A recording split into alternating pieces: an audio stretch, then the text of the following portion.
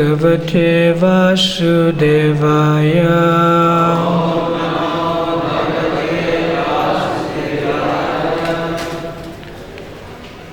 Srimad Bhagavatam, Canto 5, Chapter 4, entitled The Characteristics of Rishabdev. Today's text, number 16.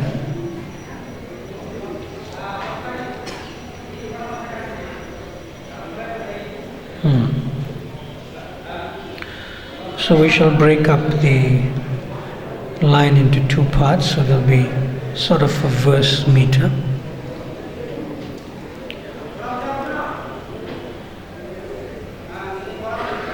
Yadyapi svaviditam sakala dharmam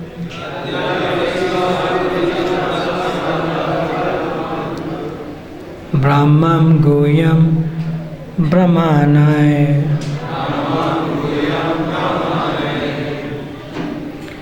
dashita margena samadhibir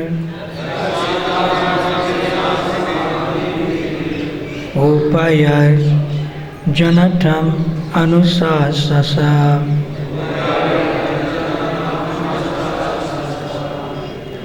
All right, we shall do the word for word together now. Yadyapi, although, svaviditam, known by him, sakala dharmam, which includes all different types of occupational duties. Brahmam, Vedic instruction. Guyam, very confidential. Brahmanai, by the Brahmanas.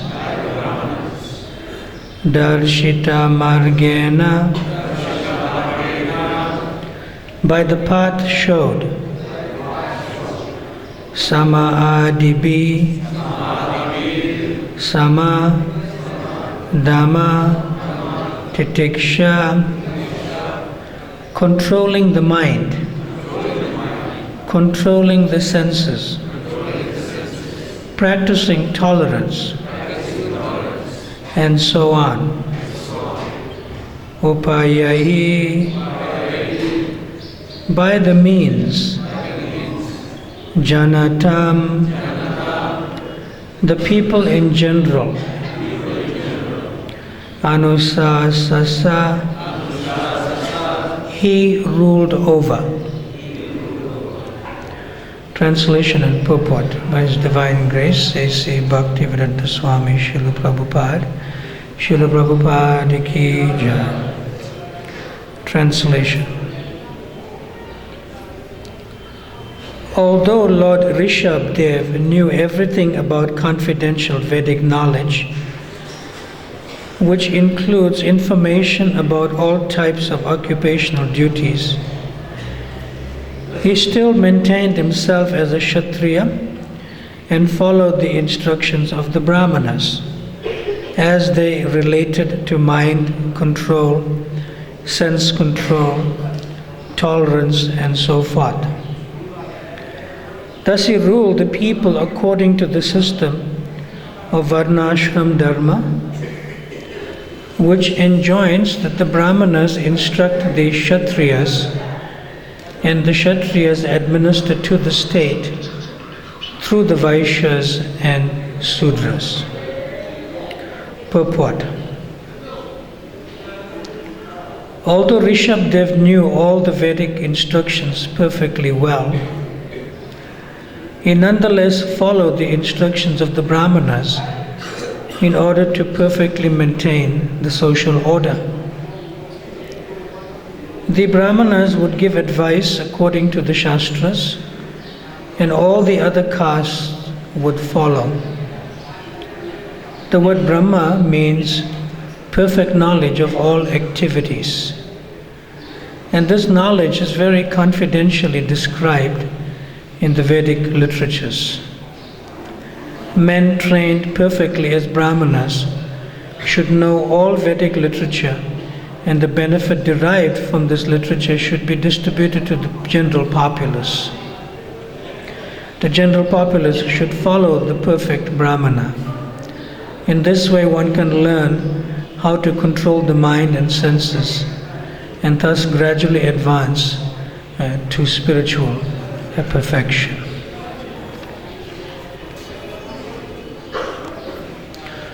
Omajnana timirandasya gyananjana shalakaya chakshurun militam yena tasmai Shri Guruve Namaha. Shri Chaitanya Manobhistam Stapitam Jena Bhutale Swayam Rupa Kadamayam Tadati Swapadantikam Vanchakalpa Tarubhyascha Kripa Sindhubhya Evacha Patitanam Pavanabhyo Vaishnavabhyo Namo Namaha. Jaya Shri Krishna Chaitanya Prabhu Nityananda Shri Advaita Gadadha Shiva Sadi Gaura Bhakti Vrinda. Hare Krishna Krishna Krishna Hare Hare, Hare Rama Rama Rama Hare Hare. In the final months prior to Srila Prabhupada's disappearance from this planet, round about August, September, he wanted very much to go back to the Western world for one last time. And he especially wanted to reach America. Like that. So Prabhupada eventually went, you could say, halfway. In August of 1977, he reached the Bhaktivedanta Manor at that time. And he inquired from Tamal Krishna Goswami, what is the progress? Although in that state, practically he has to be carried all the time in that state. So he inquired from Tamal Krishna Goswami, what is the progress of his US residency? You see, imagine. In other words, he wanted to become a resident of the United States at that time, like that. So one of our leaders at that time, Balavanta Prabhu, he went directly to Washington, D.C., the capital, like that. And when he phoned, he phoned to say that Srila Prabhupada would have no difficulty in getting his residency renewed. And that's, he will have no difficulty, so please come. In that sense, like that. So Tamal Krishna Goswami, he conveyed this message to Srila Prabhupada. And Srila Prabhupada was in a very frail condition, but still he used to follow taking his massage. And at that time Upendra Prabhu was massaging Srila Prabhupada, like that. So immediately when he heard the news from Tamal Krishna Goswami that the American government said, there's no problem, please come. Like that. Then tears swelled up in Srila Prabhupada's eyes. Tears swelled up fully in Srila Prabhupada's eyes. And with a choked voice, he said, America has been so good to me. America gave me money. America gave me men. And America gave me everything. It was so good to me in that sense. And then Srila Prabhupada said, in that sense I have no designation that, this is my country and this is your country, in that way. He said, because they have given me so much facility to fulfill the order of my spiritual master, I cannot forget them. In fact, I'm obliged to them. In fact, I want to make all the Americans happy. Like that. And through them, through the Americans, he can make the whole world happy. Prabhupada felt that way at that time. This is barely 2-3 months before he could manifest his disappearance pastime. So Srila Prabhupada did look forward to traveling to America after Janmashtami in the manor and so forth, and which was falling in early September. He wanted to spend about 2 weeks in England and then move on to America, like that. And then Srila Prabhupada replied, I want to live a little longer. Because that's like an amazing statement. When he said that, I want to live a little longer, the devotees were in ecstasy. Although such a frail body. And he said, the reason I want to live a little longer is to make everything more perfect. Like that. Then Tamal Goswami asked, so how will you do this? Will you do this by enthusing the devotees by staying with them? Like that. In other words, here's the consciousness of Tamal Goswami that, in other words, everyone's relatively young. So how will you do that? To live a little longer? What would you do to make everything perfect? In other words, will you stay with the devotees to enthuse them, further in Krishna consciousness? And then Tamal Goswami asked him, is there a specific program that you are considering in your consciousness, like specific program? Srila Prabhupada said, yes, a specific program. And specifically he said at that time that in order to make everything more perfect, I want to introduce Varna Ashram Dharma. Like that. And then he gave the example that especially he said that at our Pennsylvania farm, I believe he was referring to Gitanagari, and at that time, the biggest problem of life is already solved, and that is food. He said it's already solved, and that is food. So yeah, in the same way, Lord Rishabdev is, being the Supreme Lord himself, is actually establishing Daivi Varna Ashram Dharma, within his own sphere of influence in Bharatavasha as the king. And Prabhupada very much also wanted to do this. Ata Pumsi Dvija Shesta Varna Ashrama Vibhagasaha. In other words, Swanutistasya Dharmasya Samsiddhi Haritoshanam. There's a goal that's related to Varna Ashram Dharma. It's not just establishing Varna Ashram Dharma, but the different divisions and orders of life. It has to be established in terms of the Daivihi principle, the transcendental principle. Means, Samsiddhi, Haritoshanam, is to actually please Vishnu or Krishna in that sense. In other words, we can very much easily fall into the trap of pleasing our natures according to Varna Ashram Dharma.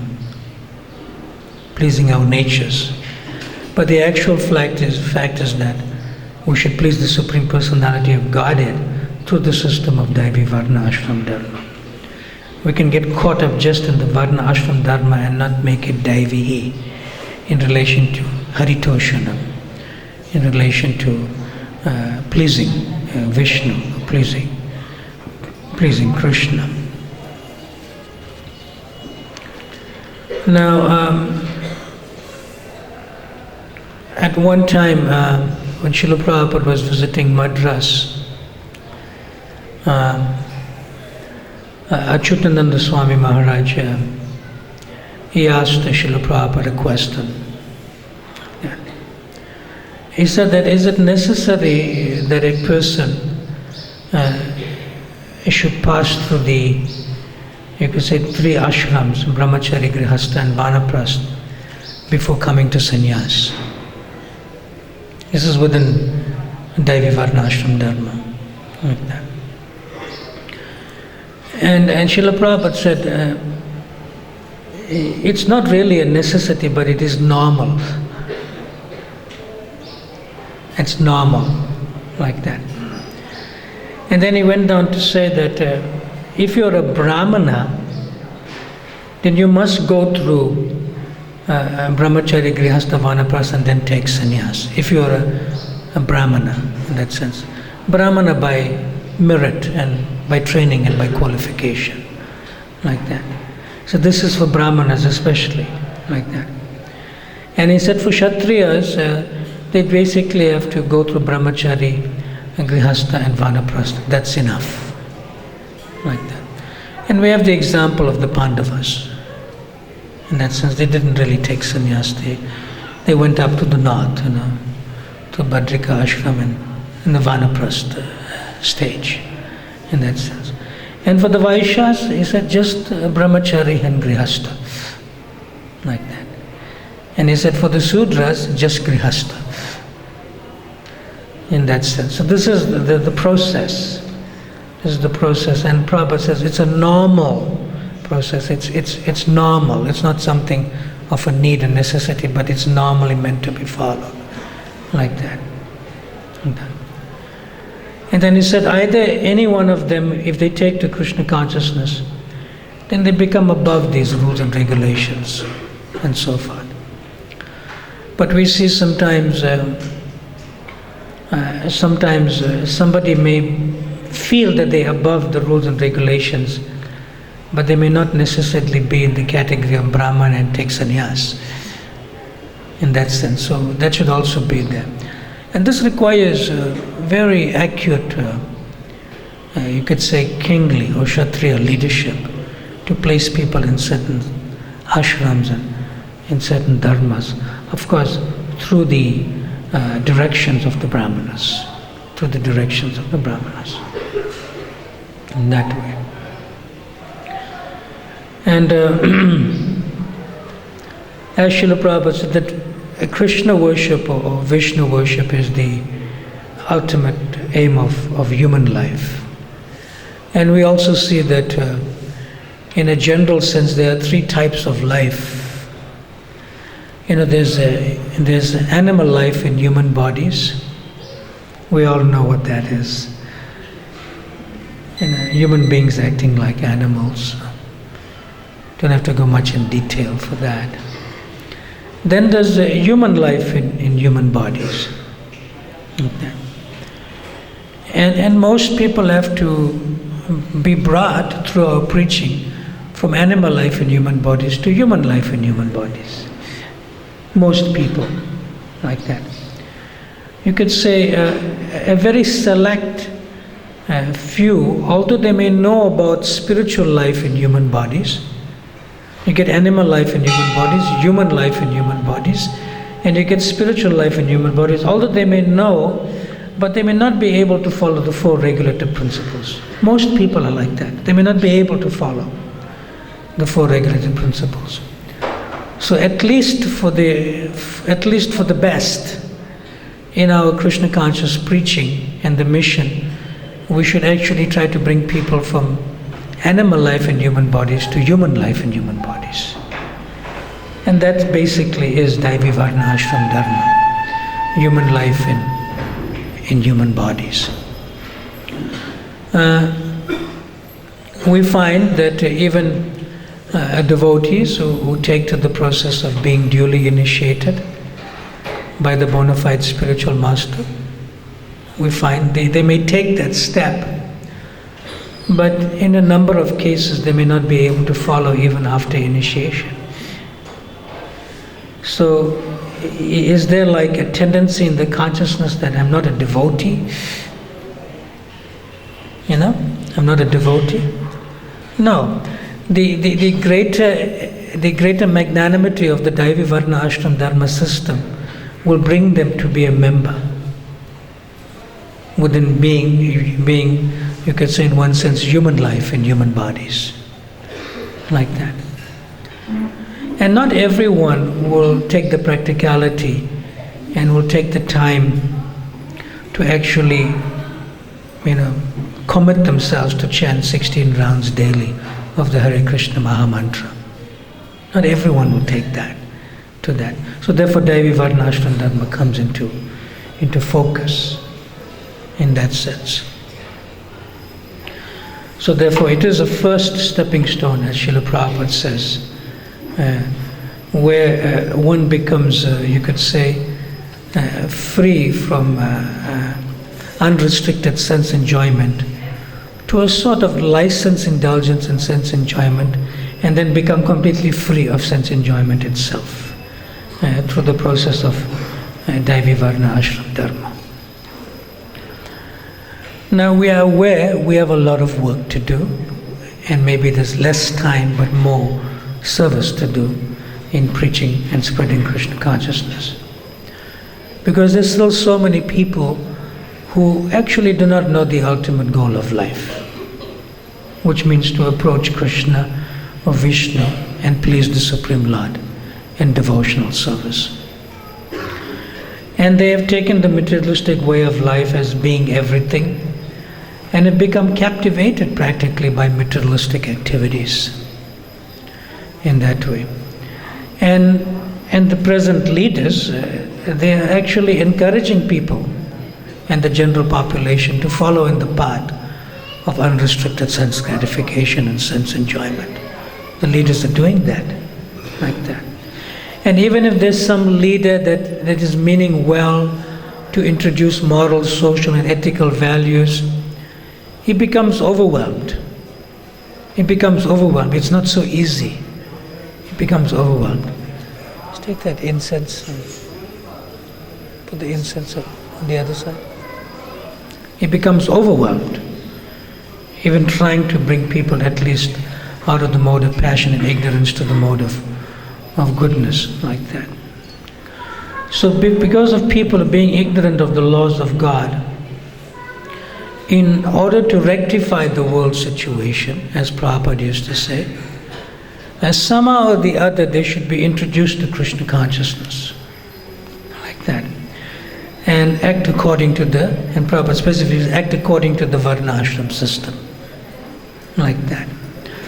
So they may not be fully Krishna conscious in terms of following the 4 regulative principles, or they may not be fully Krishna conscious in chanting minimum 16 rounds daily, but at least they'll come to understand and accept and know that there are people that are higher than them who are practicing spiritually. Basically the 4 regulative principles and chanting minimum 16 rounds are for Brahmanas. But when we spread Krishna consciousness, the rest of the population should know, okay, these are the Brahmanas. And then automatically there's a sense of respect. There's a sense of being, you could say, subordinate to the instructions, subordinate to the advice to follow. So that's called Daivi Varnashram Dharma. We don't expect everyone to actually follow nicely. We don't expect that. Like for example, it is expected that a Brahmana will attend Mangala Arati, like that. But it's not expected that a Kshatriya will attend Mangala Arati. So therefore we find, although Srila Prabhupada says in one purport that second initiation is also given to Kshatriyas and Vaishyas, but not the Sudras. So sometimes there's a tendency to feel that everyone who has a Brahman thread in ISKCON is actually a Brahmana, which is actually not the case. You may be second initiated, but you may have some administrative tendencies. You may have some management tendencies more than actually giving advice spiritually or giving instructions spiritually. You can be second initiated. So therefore you'll find sometimes you'll find managers in ISKCON and devotees who are doing that type of service. They may not have had time to go to Mangala Arati. Because in a sense, with the Daivi Varna Ashram system, it's not expected of them. It's not expected of them. But they actually always follow those who go to Mangalarti. They follow those because those persons give the actual spiritual instructions. They're imbued with transcendence only, exclusively, which are the Brahmanas, in that sense. And then you'll find some devotees are very good at banking, very good at making money, very good at trade, very good at farming, agriculture, and so forth. So they're automatically in the Vaishya mood, like that. See? And here again for them, they do not really need to go to Mangalarti, because for them very early means to go to the fields. To go to the fields, like that.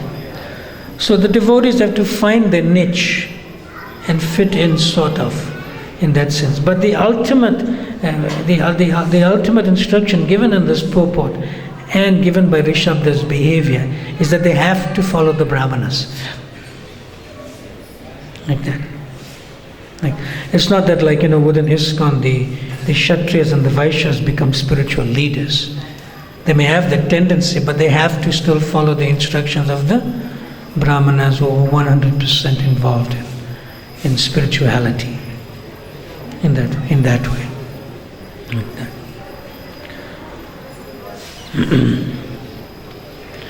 Sometimes that's a bit of discussion for Brahman, Kshatriya, Vaishya and Sudra, like that. So now we get a bit of a discussion for Brahmachari, Grihastha, Vanaprastha, Sannyas, like that. That particular famous verse, Prayana Alpa Ayusya Sabya Kalo Asmin Yuge Janaha Mandasa Mandamateyo Mandabhagihi Upadrutaha. And this indicates in the particular verse that people are disturbed, quarrelsome, lazy, short-lived, and so forth, like that. It may be like a negative description of the persons in the Kali Yuga, like that. Have short lives and so forth, unlucky. Yeah. And in that particular purport, Prabhupada makes a very interesting, you could say, observance. And sometimes you may feel that observance that Prabhupada makes applies to maybe non-devotees, but it can apply to our own community in many ways, like that. He says that the student of Brahmachari communities are no longer being maintained. He makes it very clear, they're no longer being maintained. And because they are no longer being maintained, the Grihasthas, the Brahmachari, the Grihasthas themselves do not observe the rules and regulations of the Grihastha ashram properly, like that. And then consequently, so-called Vanaprasthas and Sannyasis who come out of such Grihastha ashrams are easily deviated from the rigid path. They're easily deviated. So what does this mean? It means that within Daivi Varna Ashram Dharma, within Krishna consciousness, we are aware from experience and realization, practically all of us, we are aware that during Srila Prabhupada's time and even after that in the early 80s, if you want to be a devotee, you have to stay in the temple. You have to move into a temple and move into an ashram. Like that. And automatically living in the temple and living in an ashram, you are prone to be under shelter. You automatically, even if you don't want to be under shelter, but you're automatically under shelter. Like that. And in a broad sense, one has three, you could say, one has three categories of authorities. But two or more of the categories may be one person. So there is the spiritual authority, there is the service authority, and there is the ashram authority. So automatically one fits into that if one lives in a temple. Spiritual authority, ashram authority, service authority, like that. But since Krishna consciousness has spread in a different direction in the like late 80s, early 90s, congregationally, these types of authorities in a devotee's life is not so prominent. Is not so prominent, like that. In other words, you can be a devotee of sorts to a greater or lesser extent, but if you're not under some shelter and some care and some protection, then it is not easy to make spiritual progress, like that. Like if you're congregationally based and if you're not chanting your rounds for 6 weeks, nobody will even know. You understand? It's a very simple example. And if you're breaking the principles for a couple of years, nobody will even know. But if you stay in an ashram environment, brahmachari ashram, grihastha ashram, vanaprastha ashram, sannyas ashram, and generally during Srila Prabhupada's time and in the early 80s, we are staying like that. And we are still staying like that, to some extent in our temples, like that. So it is important, just like Rishabdev was under the authority of the Brahmanas, like that. And generally in an ashram system, the Brahmanas become one's spiritual authority, even service authority, and even ashram authority, in that sense. So that can be extended to the congregation, where they should accept Brahmanas who live in an ashram as service authorities, ashram authorities and spiritual authorities. They should accept, like that. And do not really restrict it just to being initiated and I have an initiating guru. It should be quite localized in terms of shiksha. It should be quite localized. And in that way we want to take care more of the devotees through the ashram authority, through the service authority, and through spiritual authorities, in that way. Sometimes I'm asked the question quite often this question comes up, especially with devotees living in the congregation and so forth. I have children, they don't want to listen, they don't want to chant japa. They only want iPad, iPod, and iPhone. That type of thing. They're into gadgets and they don't really want to come to the temple on a Sunday. They don't feel like coming. We practically have to drag them there. What to do? In that sense, like that. So yet again, Daivi Varna Ashram Dharma comes into focus, like that. So my answer is twofold. I said, so long as you do not have a village to bring up a child, it's not going to happen. It requires a whole village to bring up a child, to bring up a family, and to bring up a community. And therefore Prabhupada did emphasize farm communities. It requires that to bring up an entire family and an entire community, like that. But for practicality's sake, we do not really have such communities in every continent, but in some places it may exist. It may exist. And they're very successful. Because of given the Brahmanical leadership, it becomes highly successful, given the Brahmanical leadership. So then my response is that you just have to keep your heart open to your children. In other words, your children should always know that you are there for them. Even if they do something wrong, that's fine, because you don't have a village to bring up a whole child, like that. In other words, the children should know that you're always there for them, even if they do something wrong. At least that much can be there. So then let's get this sense in the consciousness, yes, my parents are always there for me, even if I do something wrong, let me admit it and try to do something right in the future. So this sense of farm communities and establishing the Daivi Varna Ashram Dharma in the line of what Rishabdev is following from the Brahmanical class instructions, and life becomes peaceful. And as we know, there's no question of happiness without peace. There's no question of happiness without peace. And that is one of the main aspects of bringing about a peaceful condition through Daivi Varna Ashram Dharma. All right, we'll leave some time for questions and comments if you like. We'll take Maharaj first. Probably if he offers a comment would be better. Maharaj.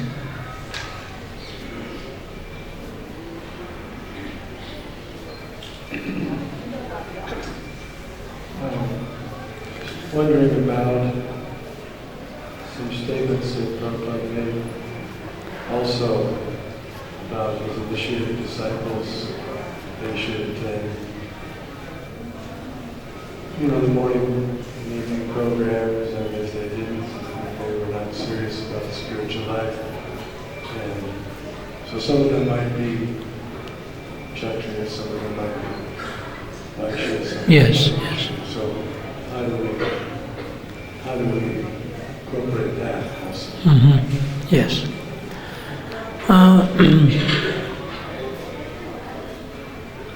I'll give an example that may help to answer on a practical level, like that. But if you have more to say about it yourself, you're welcome to do so also. There's one disciple of Srila Prabhupada, she always lived in an ashram.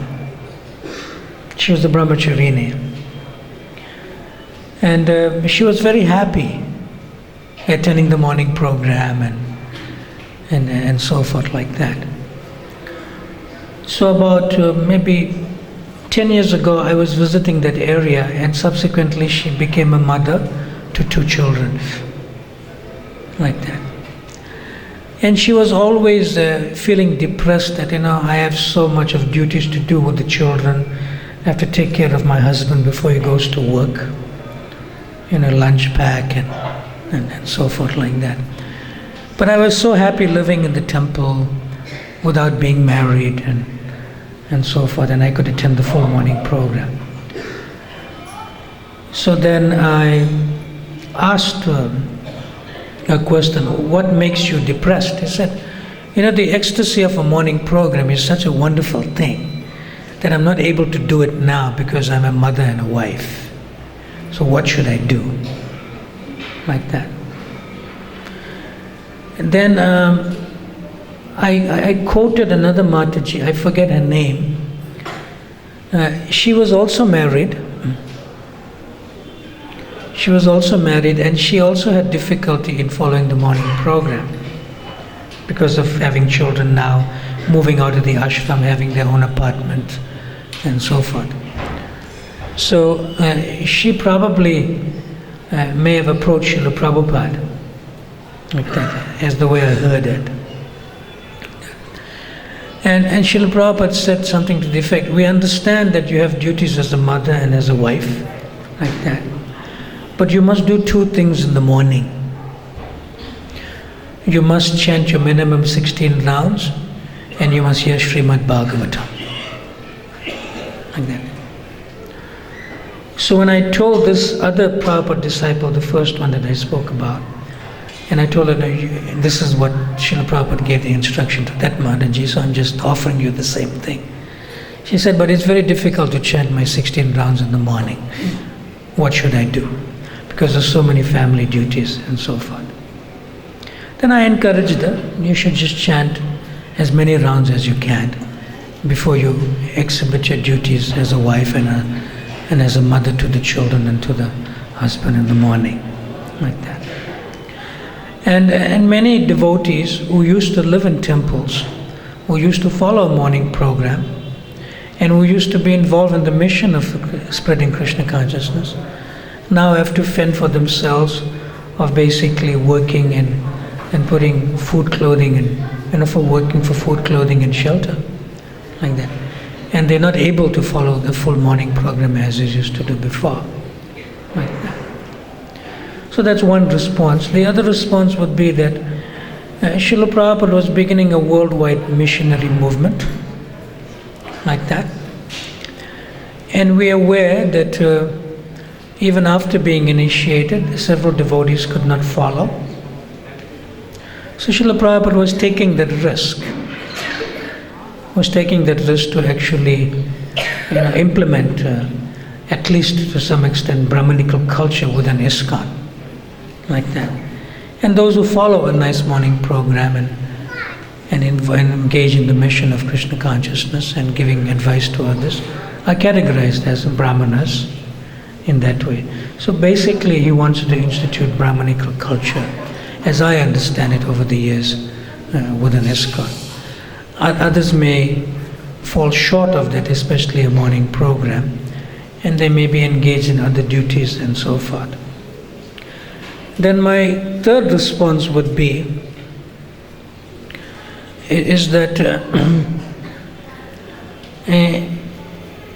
during Srila Prabhupada's time and thereafter, there was not much meaning to the Vanaprastha ashram. There was not much meaning to that at that time, everyone being relatively young and so forth. But many, many years later now, the Varna ashram, at least the Vanaprastha ashram, should have more meaning for us now in ISKCON, the Vanaprastha ashram. Because those who are Vanaprasthas, have the realization, have the wisdom, and have the experience in Grihastha ashram. And now most of our devotees are in the Grihastha ashram. So there should be devotee communities that fulfills the basic needs of food, clothing and shelter to Vanapras couples, so they can be free as the Brahmanas, as the Brahmanas for that particular community. They can be free. But now we find that, Vanapras devotees, they still have to fend for themselves. They still have to work and earn money for basic food, clothing and shelter. So if the other members of the devotee community frees them with their basic food, clothing and shelter, they can give 5 years, 10 years of their life, after the age of 55, 60, and become the actual Brahmanas from the community because of their experience, wisdom and realizations in the previous ashrams. In that sense, that can be there. Is that all right, Dhanavin Maharaj, for now? Hope I've tried to answer. Yes. Oh, is that Sitaram? Yes. Okay. So, the danger in your advocation of finding one's niche allows for certain individuals to find an excuse and to become excuse factories that now I cannot do this or I agree, that's a danger, I agree. So therefore, when Srila Prabhupada made the point that there are no big devotees, there are no small devotees, everyone should attend the morning program, it's very definitive and it is the most safest path. If one cannot do something due to some other service and honestly engages like that, then it's fine. But when the dishonesty enters, which it does, then it becomes very dangerous. Agreed. If you are able to follow the morning program, you must do it. Agreed. Another point I wish to make is that in the purport, the word perfect, perfect tolerance, perfect systems comes up. This can also lead to some moroseness within individuals because they feel themselves imperfect to follow the perfection that is being advocated. True. So how to also protect themselves from this? Basically, there are two things for a devotee that's a little beyond Varnashram Dharma. One is Sadhu Sangha and Nama Shravan, chanting the holy names and the favorable association of devotees. So if we stick to these two principles, chanting the holy names in the favorable association of devotees, especially Vaishnava Seva, then we can be helped spiritually for the consciousness. Is that all right? Thank you. We can take one more question or so. There's a few minutes.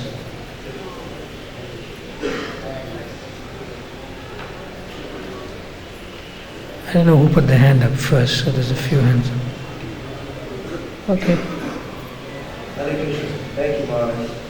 Fabulous class. I completely agree with you. We need the villages in order to raise our children properly. But in the meantime, because it's going to take time to get all these villages together, the parents. It's not that it's going to take time. We are wasting time. But okay, anyway, in the meantime, the parents, they need to actually give their children extra attention and training them in devotional service. Yes. If they just leave it to the karmi, slaughterhouse educational people to train their children, then they're obviously going to